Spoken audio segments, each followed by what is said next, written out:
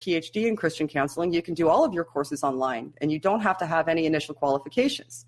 Now, anybody who knows anything about the secular school world and academia would know that you could not just walk into a PhD in psychology with a background in, let's say, mechanical engineering. So Donald, Mr. Ibbotson here, he opened a Christian counseling practice. So you go to the next slide, please. What? On top of having, how is that possible, though, Shannon? That they can do this? Okay, so I'll get a little bit ahead of myself, but that's fine. Oh, I'm sorry. Don't mess up your flow. No. Don't mess up your flow. It's okay. I don't even know what my flow is because I threw this together so quickly. But essentially, what Donald did was he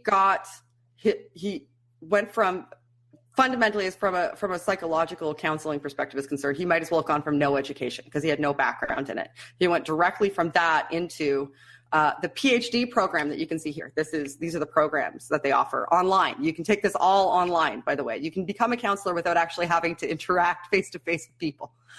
They do it all online. He paid for a PhD so that he could call himself doctor. And then he opened a practice, and his practice also is attached to the school. So Donald also enrolls students and recruits students so that, and gets a cut of the education of these students to educate more Christian counselors. So these are the programs they offer. Could you go to the next slide for me, please, Dave? I have an actual question about this real quick, though. Please do, yeah. It says recommendation. Does that mean anybody can take any degree they want and it doesn't matter what the criteria is because it's just a recommendation? Essentially, yeah. So I could go in there with an associate's and come out with a doctoral degree. Well, they're going to want you to go through the entire track because they charge you for it. Right. It's about the money. It's about the money, but I get it. Yeah. So, but ultimately, it would be preferential that you have, if you're going into a bachelor's degree, it would be preferential that you have at least a GED because there's no qualification, there's no admissions practice that I could find. That like you essentially, if you're willing to enroll and pay, you can just do it. They even have a quick start program for their PhD where you can just send them $250, I think it is, and they'll send you the books right away. You do not have to apply and prove that you have any base understanding of anything to do with the field because it's not really the field. So yeah. Well, I'm looking at the prospectus for the actual courses that they offer. Mm-hmm. They're not even, these don't even make sense. These courses that they're offering. They don't. They're a nightmare. They're bizarre. Yeah. So how would anybody even have any prerequisite coursework to even get knowledge about any of these types of classes they're offering? Because they're not your typical classes that you would find in any college. These things are just insane. Because here's the thing, that it's a private institution, and private schools in the United States, particularly private schools that are affiliated with the church, they don't fall under the jurisdiction of the state. So there's no mandate that they have anybody overseeing their curriculum. It's in fact not even a requirement for them to be accredited. These guys are accredited, but and we'll get to that because that's another layer of fucked up. Anyway, next slide, please.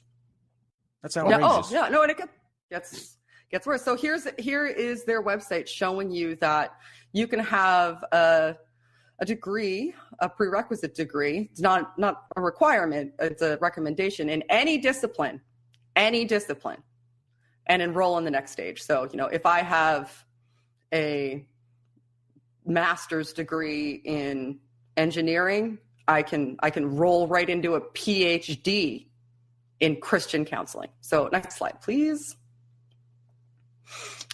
And thank you, Dave. All right, so this is the overseeing body. So you can see what they say here. They're not affiliated with any government agency, and this is who accredits the school. So these guys I think they're called, their website is Accredit Now. That's what it's, www.accreditnow is the name of the website. Yeah. And they are actually run by a church. It's a church in Arkansas. And the gentleman who is the pastor at the church in Arkansas, if you could go to the next slide, please. This is him. This is John Schell. So this is the accrediting body. The accrediting body is that church that you see. That's the accrediting body. This is the president, Mr. John Schell. And John actually runs 2 schools as well that are accredited by his own accrediting institution, because that's how stringent the qualifications are to get your institution accredited in the private sector, especially if you operate under the auspices of a church. So next slide, please and thank you. And this is where it gets messed up, like super duper, really messed up. So this is from the frequently asked questions section of Above and Beyond Counseling's website. So here's how it works. I'm gonna start giving you the breakdown now, and then we'll go on to why it's bad. So Dr. Arno created a program that has no proven academic efficacy. He isn't really a doctor. He has honorary degrees. It has a dangerous Christian-centric focus that we'll get into why it's bad in the next couple of slides, and it's really bad because in order to be a counselor, in order to call yourself a counselor and counsel in any state in the United States, you need to be licensed. Otherwise, you'll face severe ramifications because you are not allowed to represent yourself as a counselor if you are not qualified. There's a loophole, however, and here is the loophole. Dr. Arno created an education system. He created a school to teach that education system. Then he created a licensing body. The licensing body is the NCCA. He's the president of that as well. He created this education curriculum and then create a licensing body. Now, the NCCA gives you a playbook. And here's how the playbook goes. We will give you a license after you get your PhD, whatever. So that allows you the opportunity to represent yourself as a doctor and call yourself a doctor of Christian counseling. And the playbook tells you that, this is where I start getting mad. The playbook tells you that essentially, if you want to operate with impunity, there's a couple things you need to do. There's 2 steps, because you cannot get licensed with this education in any state in the United States. There is not a state that is negligent enough to recognize this education program as having any merit at all and would not allow you to have a state or national license to practice as a counselor. But what you can do is you can attach yourself to a church. What you need to do is you need to find a church, a registered 501c3. You need to get them to ordain you in something, anything at all. You can be, here's my favorite one. This one's my legitimate favorite. You can be a minister of administration. You can be a youth pastor. Yeah, what is that? What is that even? What's a minister of administration? Yeah. Oh, yeah, sense. Wait. You can be a youth pastor. You can be a deacon, anything, whatever. They just have to ordain you Director in of something. Directors? Yeah, whatever. Director of whatever. Pastor of Pastors? Anything. Yeah, anything that makes you an agent of the church. So once you're an agent of the church, you no longer fall under the jurisdiction of the state. But there's another step, because you can't just open a practice like that. You need to get the church to agree to be the overseeing body of your practice.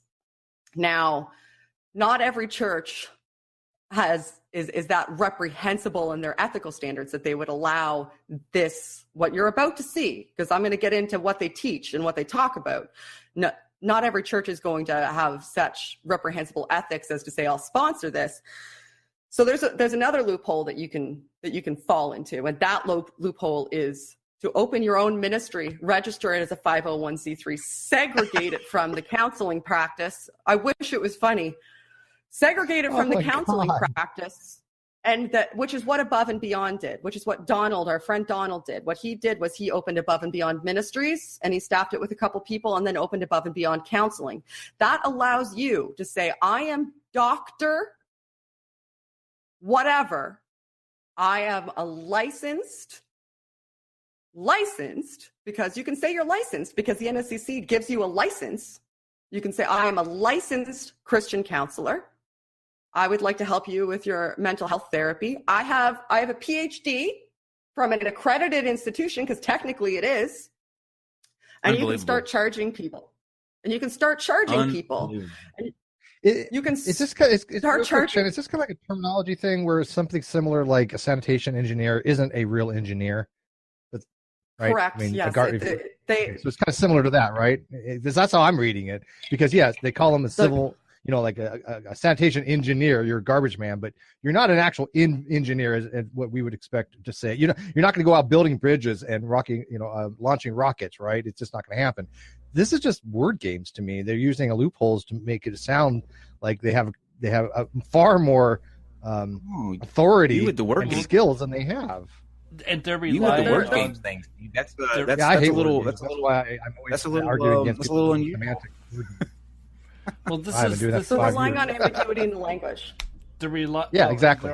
They're also relying on the fact that people won't screw with the First Amendment here. Like, that's like, we almost treat it like a religion in and of itself. Well, there's a couple things I think that could be done, but why do we give clergy special exemptions for this thing? It's like we do realize people go to them for spiritual guidance, and I get that, right? If you're a Catholic and you want to go to a priest for spiritual guidance, that's fine. I mean, that's their shtick. But when it comes to mental health assessments, that's when I think the line needs to be drawn. Yeah. Oh, and wait till you see how bad it is. I mean, there's a couple of things that could probably be done, and we can get into that later. But I really want to show people, because people are probably looking at this and thinking, yeah, so what? They're Christian counselors, right? Yeah. Wait. So let's look at some of the stuff from their website. I didn't get into this yet in my video. This will be in the next part of the series, because this deserves a series. Even here, I can only just scratch the surface. So please put up the next slide. So this is from one of the articles on Above and Beyond Christian Counseling's website. So they do deliverance ministry, and these are some of my favorite excerpts. They discourage the use of any sort of drugs that help to mitigate non-neurotypical conditions. So if you have a condition that requires you to take any sort of antipsychotic or psychotropic drug, they fall on ambiguity of language again there, and we'll get into that a bit later too. But what they preach essentially as part of their counseling practice is that everything that happens to you psychologically is the result of demons acting upon you. Demons acting upon you. Demons. I'm going to say it again. Demons. Demons acting upon you. So just read this.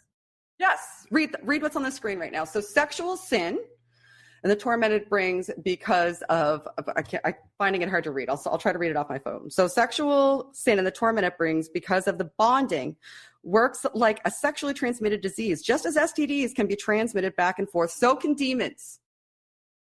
So here's my favorite part. If you skip down a little bit, and they're not just talking about psychological conditions, because you can see that it says that you can transmit bipolar disorder. Yeah, they're not talking about personal demons in that sense of the word, right? They're talking about literal entities. Yeah, demons are influencing you. Doctor, PhD doctor, what's his face, who is acting on behalf of God, is taking advantage of the most vulnerable among us.